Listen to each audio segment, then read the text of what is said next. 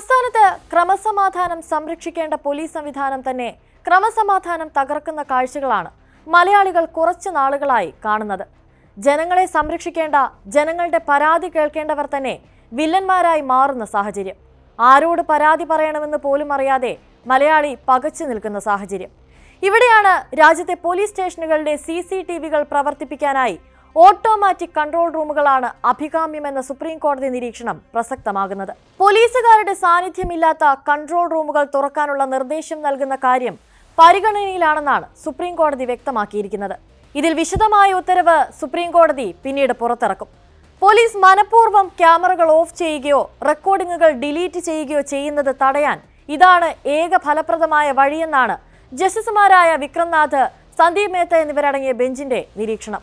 എല്ലാ CCTV ദൃശ്യങ്ങളും ഈ കൺട്രോൾ റൂമിലേക്ക് നൽകാനും ഏതെങ്കിലും ക്യാമറ പ്രവർത്തനരഹിതമായാൽ അത് സ്വയം തിരിച്ചറിയാനുമുള്ള സംവിധാനം ഒരുക്കാനാണ് കോടതിയുടെ നീക്കം.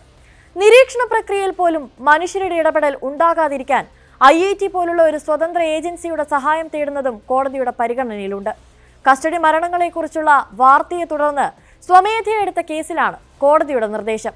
പരംവീർ സിംഗ് സൈനി കേസ് പരിഗണിച്ച കോടതി 2020 എല്ലാ പോലീസ് സ്റ്റേഷനുകളിലും CCTV ക്യാമറകൾ സ്ഥാപിക്കാൻ ഉത്തരവിട്ടിരുന്നു. ഈ കേസ് സെപ്റ്റംബർ 22 വീണ്ടും പരിഗണിക്കും. ഇനി എന്തുകൊണ്ടാണ് പോലീസുകാരുടെ സാന്നിധ്യമില്ലാത്ത കൺട്രോൾ റൂമുകൾ എന്ന ആശയം എന്നൊന്ന് പരിശോധിക്കാം.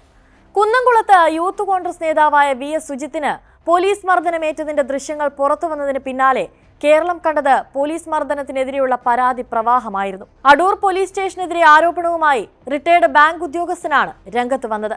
മുഖ്യമന്ത്രിക്കടക്കം പരാതി നൽകിയിട്ടും നീതി ലഭിക്കുന്നില്ലെന്നായിരുന്നു പള്ളിക്കൽ സ്വദേശി ബാബുവിന്റെ ആരോപണം. മുൻപ് അടൂർ സ്റ്റേഷനിൽ SI ആയിരുന്ന അനൂപ് ചന്ദ്രനെതിരെയായിരുന്നു പരാതി. മെയ് 27 സാമ്പത്തിക തർക്കവുമായി സ്റ്റേഷനിലെത്തിയ ബാബുവിനെയാണ് അസഭ്യം പറയുകയും മർദ്ദിക്കുകയും ചെയ്തത്. അസുഖമുള്ളയാളാണ്, മർദ്ദിക്കരുതെന്ന് ഭാര്യ നിലവിളിച്ച് പറഞ്ഞെങ്കിലും ആരും കേട്ടില്ലെന്നും പരാതിയിൽ പറയുന്നുണ്ട്. മർദ്ദനത്തിന് പിന്നാലെ നിരവധി ആരോഗ്യ പ്രശ്നങ്ങളാണ് ബാബുവിനെ തേടിയെത്തിയത്. പോലീസ് മർദ്ദനത്തിന്റെ മറ്റൊരു ദയനീയ ദൃശ്യം പുറത്തു വന്നത് തൃശൂരിൽ നിന്നായിരുന്നു. ഹോട്ടലിൽ ഭക്ഷണം കഴിക്കാൻ വന്ന ഒരാൾ വ്യാജ പരാതി നൽകിയതിനെ തുടർന്നായിരുന്നു ഹോട്ടൽ ഉടമയെയും മകനെയും പോലീസ് ക്രൂരമായി മർദ്ദിച്ചത്.